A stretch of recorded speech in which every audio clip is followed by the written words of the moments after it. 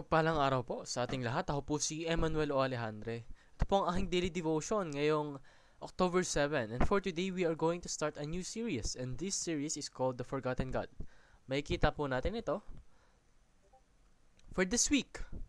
And today, our focus will be The Spirit Regenerates Dead Sinners.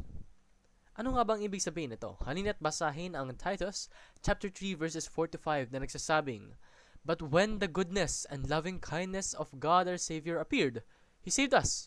Our Savior appeared not because of works done by us in righteousness, but according to His own mercy, by the washing of regeneration and renewal of the Holy Spirit."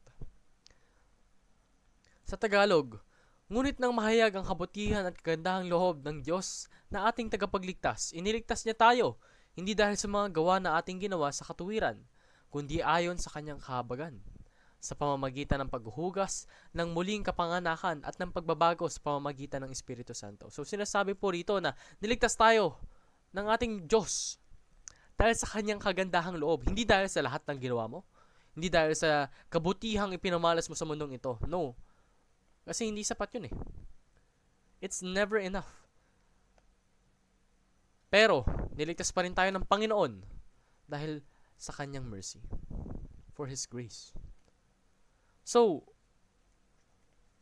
we are spiritually dead in our sins. Dahil po sa kasalanan natin, tayo'y namatay na in a spiritual sense. Pero, the Spirit, the Holy Spirit, regenerates us through rebirth. Tungo sa pagbabago, sa muling pagkapanganak, at muling pagbalik loob sa Panginoon. And the Spirit makes us children of God. Espiritu Santo po ang nagre-renew sa atin for us to be healed, to be rebirthed. Kasi we are spiritually dead. Pero through the help of the Holy Spirit and the sacrifice of Jesus Christ and the mercy of God the Father, we will be reborn. So preach the gospel faithfully. Ipamalas mo sa lahat ng tao yung mabuting balita ng Panginoon. And do it diligently. Pray for our loved ones and friends. Sa lahat ng tao na nakikita mo, nakikilala mo in your day-to-day basis, pray for them.